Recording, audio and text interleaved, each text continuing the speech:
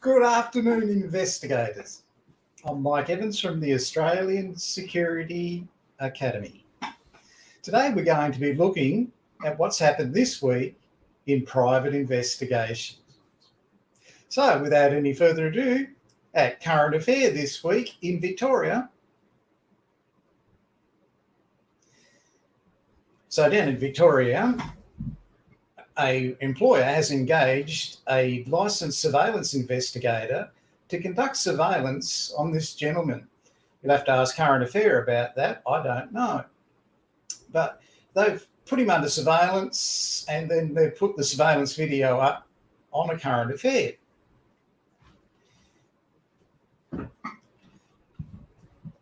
So what the claim by the employer is that the person's malingering and he's not returning to work on light duties. The actual surveillance investigation firm was Marriott Investigations. Now, Damien Marriott is the person in charge there, and he's written some great books. I've got copies of all of them. They're really good reading. Well done, Damien. So Damien's firm, Marriott Investigations, was engaged to do that surveillance on behalf of current affair. The really interesting thing is that the employer did this themselves. It wasn't WorkSafe Victoria. WorkSafe Victoria did no surveillance, but the employer engaged a licensed surveillance operative. So WorkSafe were not involved in this. The employer himself wanted to know the extent of the injury. So for 3 years, the claimant has been on WorkSafe. So anyway, WorkSafe have put the employer's premium up 22% and done nothing. Now, the claimant claims that he, in the video, wasn't using his left side, which is injured. Okay, fair enough. They can argue about that. But basically, the employer had had enough. At 22% rise in his insurance premium for workers' compensation without a finger being lifted by WorkSafe. If you want to see more of this sort of thing or work out how you can get your surveillance video on a current affair, there's the contact details there. Just Google it, how to contact a current affair. I would not advise that you actually go and do that yourself. Don't try that at home. Now, you see a lot of people out there claiming to be really great surveillance investigators. But what's their world really like? So for a bit of New Year's fun, here's a quick look at some stuff that you'll never hear surveillance investigators say.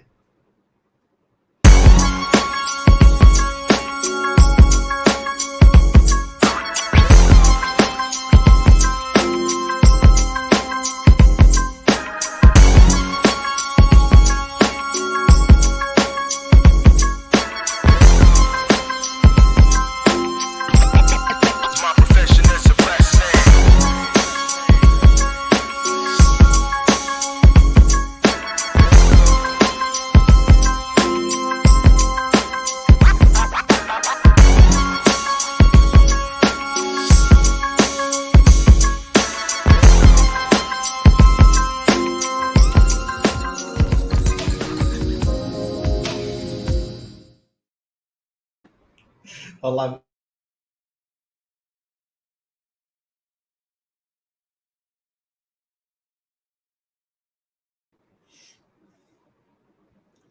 I really like that last one. That's hilarious. I've got to stop trying to change camera angles. I'm not very good at it. But there's some of the things you'll never hear them say. Here's some more.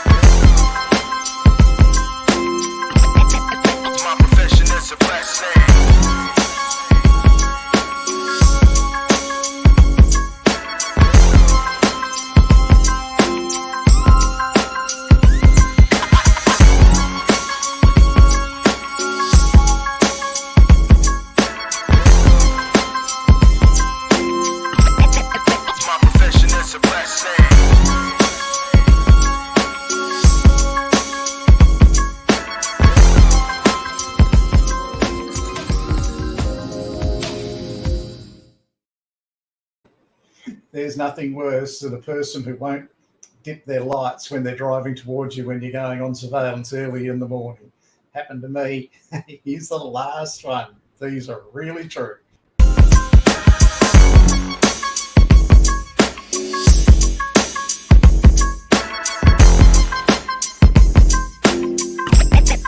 My profession is a black slave.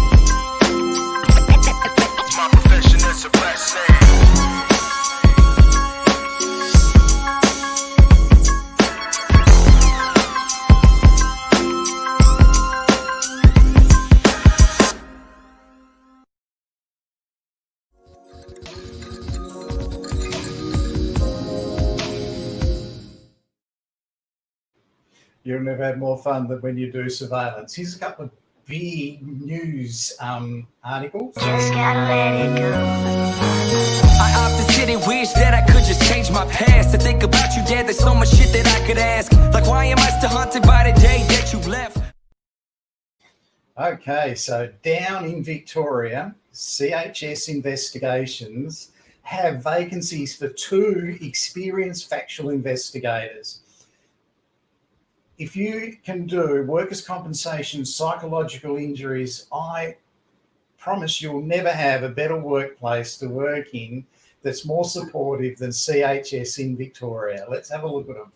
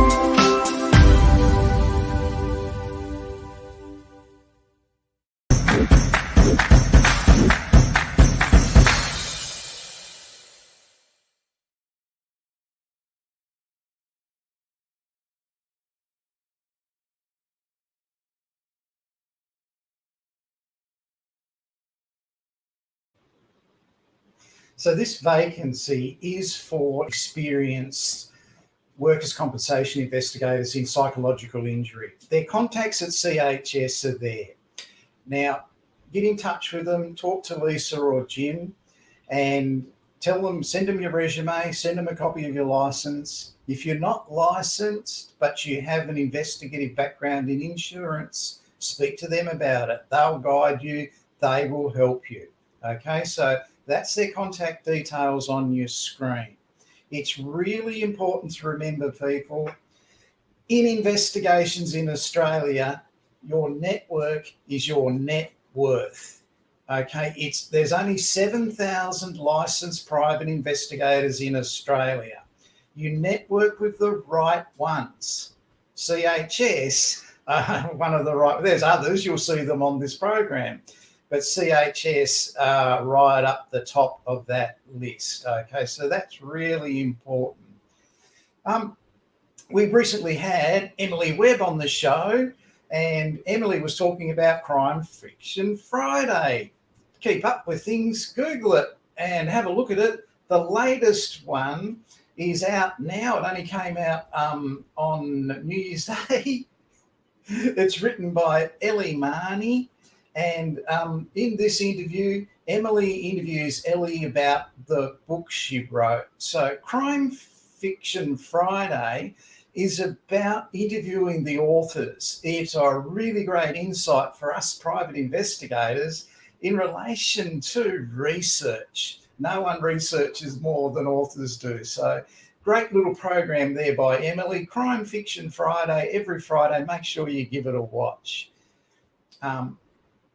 Just got to come into people. You can win yourself a private investigator coffee mug. All you've got to do, if you want to win one of these, whichever one of your choice, is if you have a question about investigations, get your mobile phone, film yourself asking that question. Hi, Mike, I really love your program that's on every Friday and sometimes on Saturdays. I have a question about investigations. Do I need a private investigator's license in Victoria? Easy as that. You do that, I will play your question on this program and you'll win your own private investigator coffee mug. These are the most stolen items out of private investigation agencies in Sydney and Melbourne. So we had a young lady who won a coffee mug last week. That's her question, and she won a coffee mug for it. So make sure you do that. Now, people say to me, do I have to be a police officer to be a successful, ex-police officer to be a successful private investigator? No, they're two different worlds. And they never really cross over. Civil investigation is not about crime and elements of the offence. It's about negligence and liability. They're two completely different things. So if someone says, come and do my private investigation course, I'll teach you about rape and murder, no one's going to employ you to do that. But sometimes, in a very limited manner, the two do cross over. Here's an example. Hi, Mike Evans from the Australian Security Academy again. And today I'm going to look at a very interesting subject, the top 10 cliches that you hear in investigation training.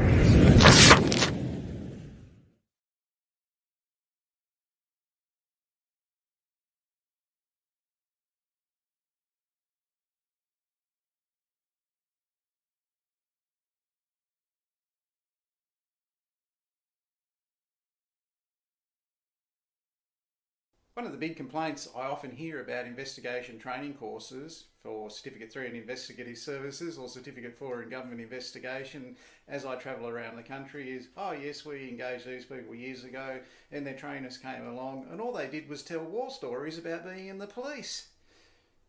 We didn't learn anything. Well, that's not uncommon.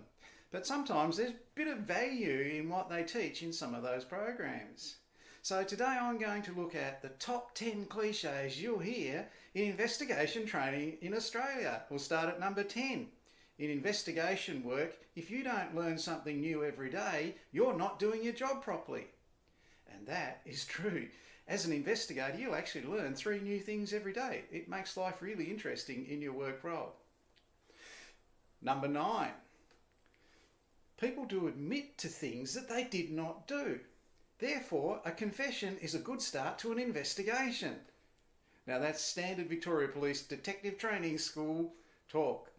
But they're right, people do admit to things they didn't do, so if someone confesses to something, you must corroborate it. Number 3 in our top 10 cliches in investigations is look at the flowers and search for the coffins. Now again, this is Victoria Police Detective Training School, and what they're saying here is someone going to lie to you, they're giving you a big bunch of beautiful flowers. That's their lie. You've got to search back between those flowers and look for the coffins hidden behind them. That's where the crime is. Number 7, you're only as good as your last investigation. Now, this is one you'll hear prolifically all throughout Australia for surveillance investigators and factual investigators who brag about how good they are all the time. Trust me, that's the leveller. They're only as good as their last investigation.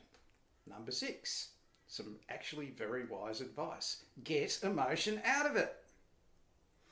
When you go out and interview someone about their accident, incident or occurrence, make sure you stick to the facts. Keep that emotion out of it. Number 5, it's more of a formula rather than a cliche, but it goes like this. Motive plus opportunity minus constraints equals crime. Use that one in all your fraud investigations.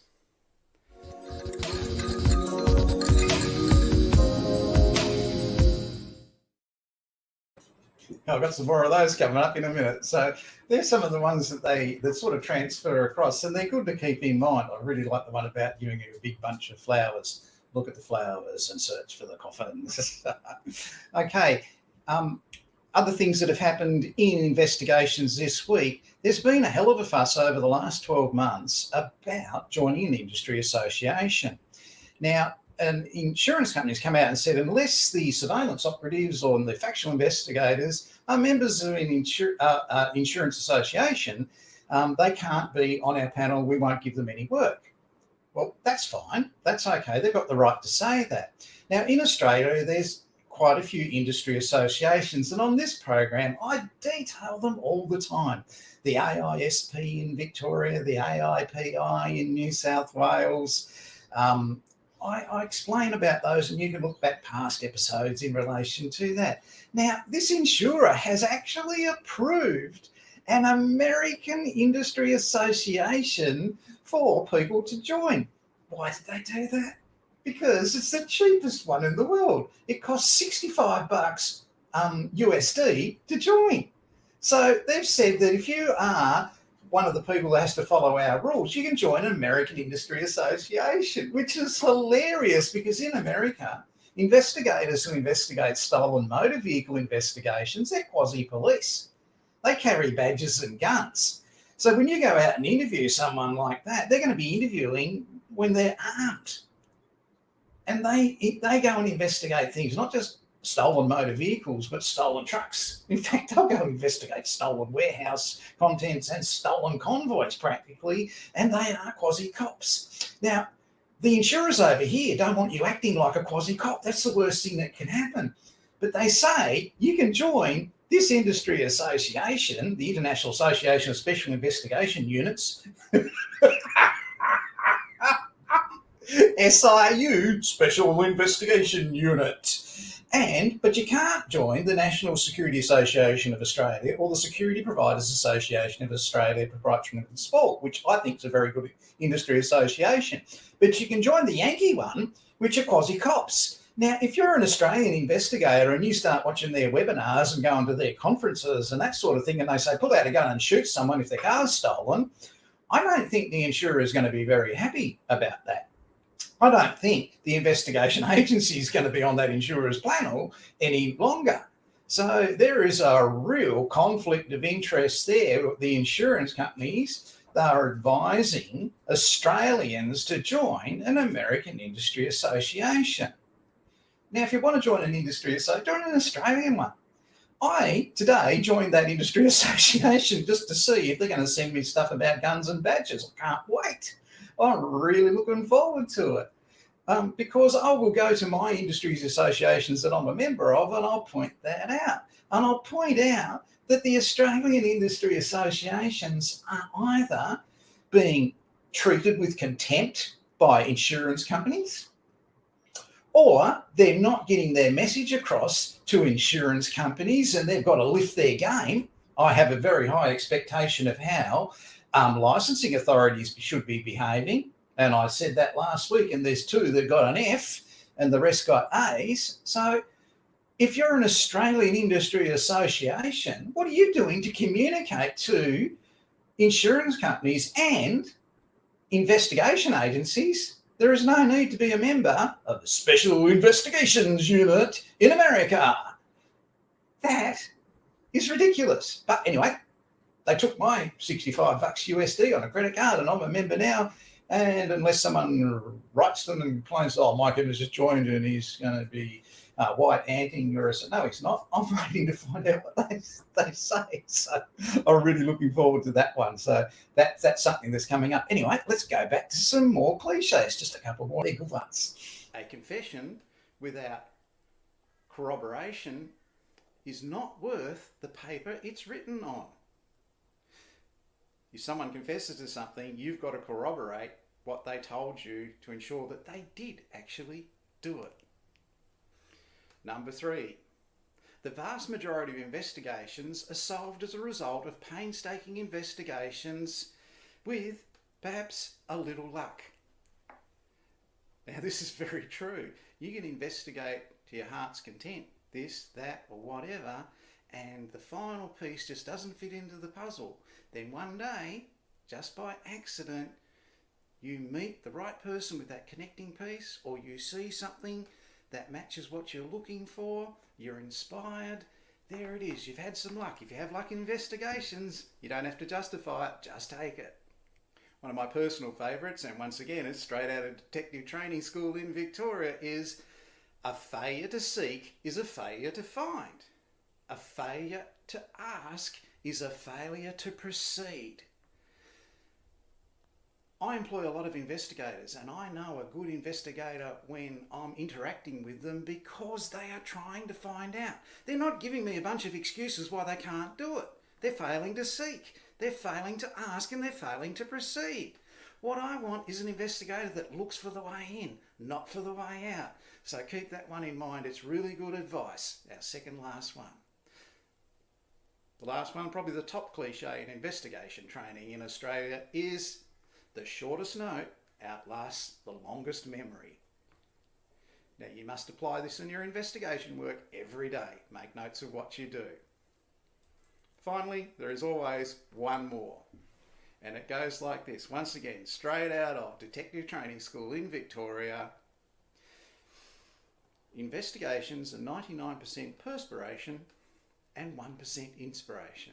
So what that means is investigations are hard work, going out, knocking on doors, speaking to witnesses, speaking to subjects, speaking to claimants, speaking to whoever you have to talk to, the HR managers, finding the witnesses who saw it at the time and time has passed since then, and putting together what happened in a factual chronological order. It's hard work 99% of the time, and 1% of the time you'll get that little piece of inspiration that just helps you come to a conclusion on that investigation.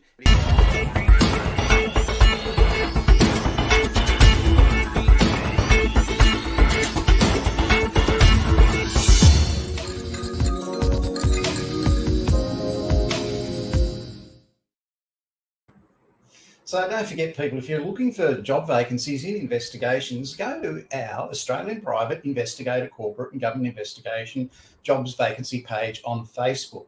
So on Facebook, just type in Australian Private Investigator Corporate and Government Investigation Jobs. Now, okay, in the last week, I've only put one job up there, but it's the time of year when there's not going to be a whole lot of jobs anywhere advertised because people are on holidays. It's Christmas, New Year. But coming into the next couple of weeks, they're going to be setting up for the next year in government jobs and private investigation jobs and corporate investigation jobs. Okay, so they're going to be advertising for people in the future. So that's where you go to see what jobs are available. I don't put them all up, but get on Facebook, type in Australian Private Investigator, Corporate and Government Investigation Jobs. It's the only one of its kind that's interesting in Australia. So go to that and have a look. And that's where you're going to see jobs for CHS with their contact details. It's real. Go there and see them. So it's an opportunity for you to see over 3 years now of past job vacancies so you can see what people have been looking at. So once again, it's been a very busy week in Australian investigations. CHS want work, current affair have been on TV. Oh dear. Anyway, you can Google that and watch it on Current Affair if you want to. So that's been going on. We've had a lot on this week. Every week I end in the same manner because our mission basically is complete. Here's my Koreans confirming that.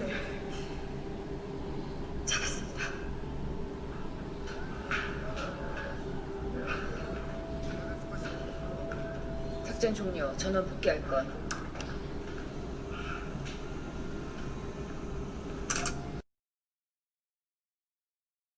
Yeah, mission complete, all units return to base. That's what they say in every investigation in Australia once surveillance is finished for the week, every Friday afternoon. I'm sure they say that. Okay, people, every Friday, I know it's Saturday today, but every Friday at 2 p.m, we will be having this program courtesy of the Australian Security Academy and the Association of Investigation, Risk and Loss Adjusting Professionals, AIRLAP.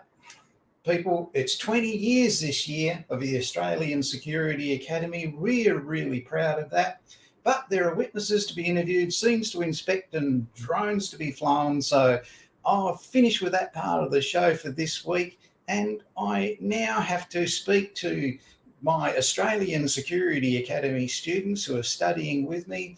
And I'll be back next Friday to give you the weekly news in relation to investigations in Australia. So thanks for watching. I'll see you again next week. I'm Mike Evans from the Australian Security Academy.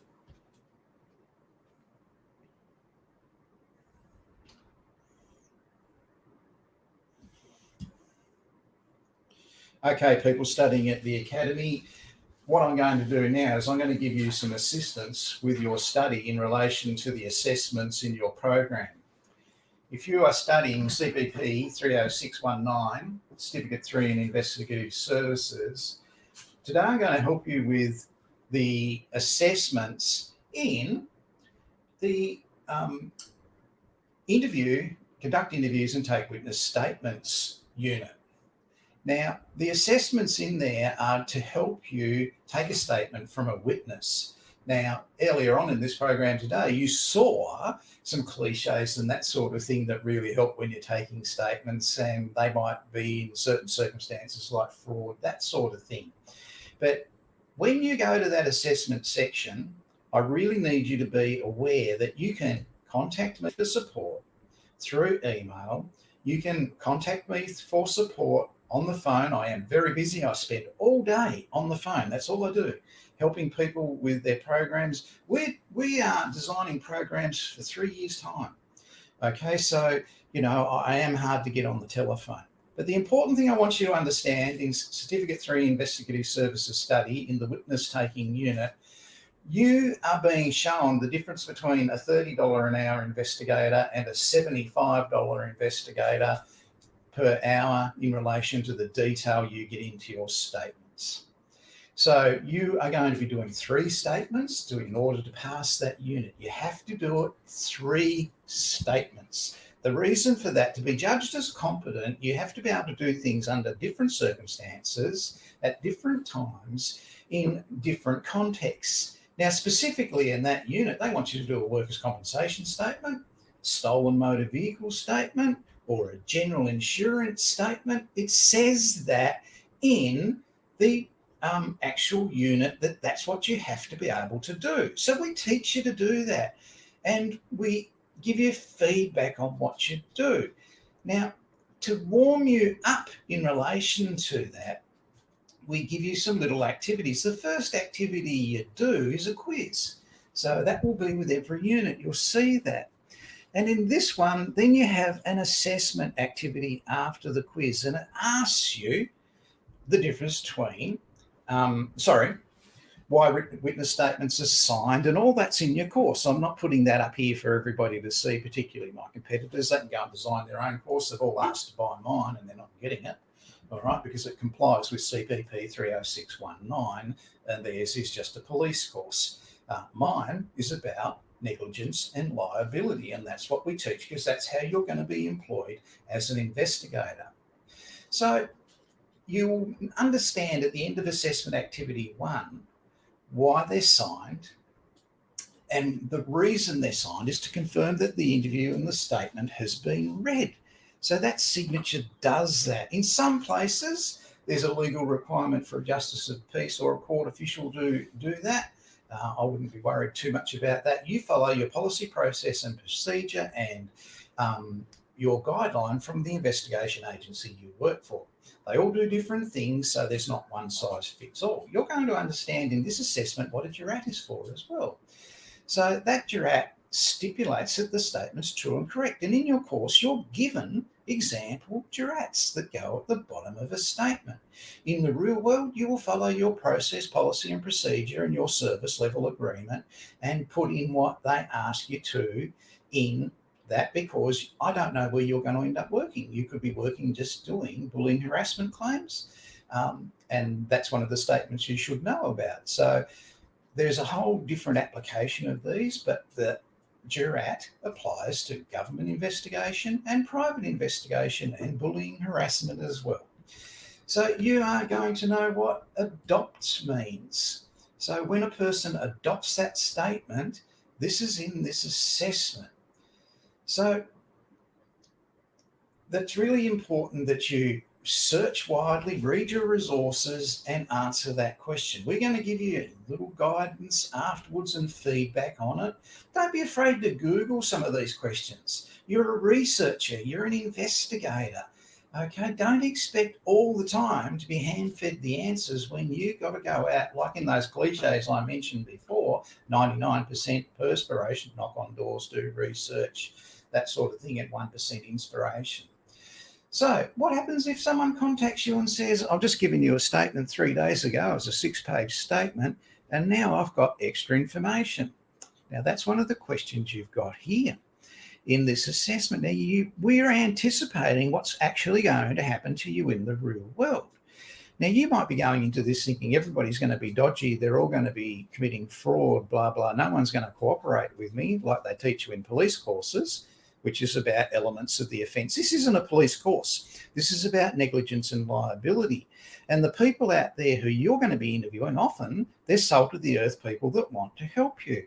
And they've thought about the statement they gave you and the importance of it, and they contact you about other information. Now, before you pack up your car and drive back up to Mildura from Melbourne and go and interview them again, it's best to establish what that might be. Now, in this case, it could be that they've thought about it, and when they left the train station, when they arrived at the train station at 5:50 a.m. in the morning, they parked in a different parking spot than their regular one. They witnessed the accident that day at 5:30 in the city in the afternoon, 26 suburbs away from where they parked their car earlier at 5 a.m. that morning. Now, is that relevant? I don't think it will be to a slip, trip and fall or a bullying or a racial discrimination or whatever it is that happened 9 hours later, 25 kilometres away. So always establish what that new information is first, okay? And you won't remember it because 2 weeks ago you took that statement, and since that time you've taken another 25 statements. You're a busy professional. So this assessment is gearing you up to be able to handle that.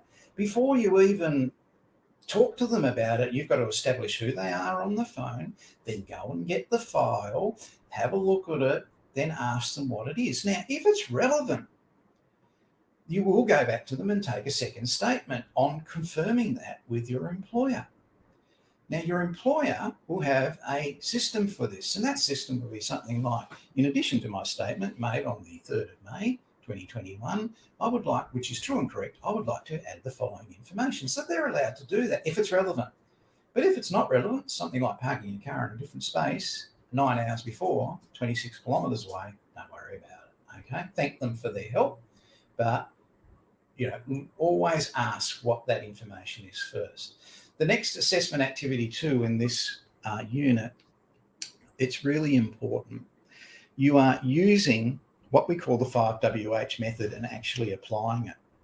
Now, to do this assessment, you're building up to assessment 3, which is actually taking the witness statement. You can't take a witness statement unless you clarify information given to you.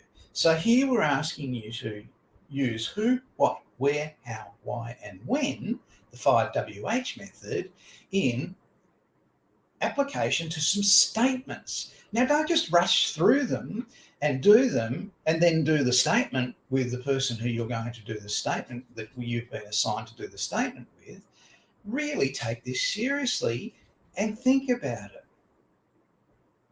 The first one will be, what is your home address? Where is the local train station? The second one, what made you notice the young bloke? What was he wearing? The third one, what colour was the car? Where was it located? The fourth one, how many stairs were there? Was there a handrail? The fifth one, who is she? Where did she hit him with the stick? The sixth one, how did he carry the bag? With which arm was he carrying the bag? These are the things that you're practicing.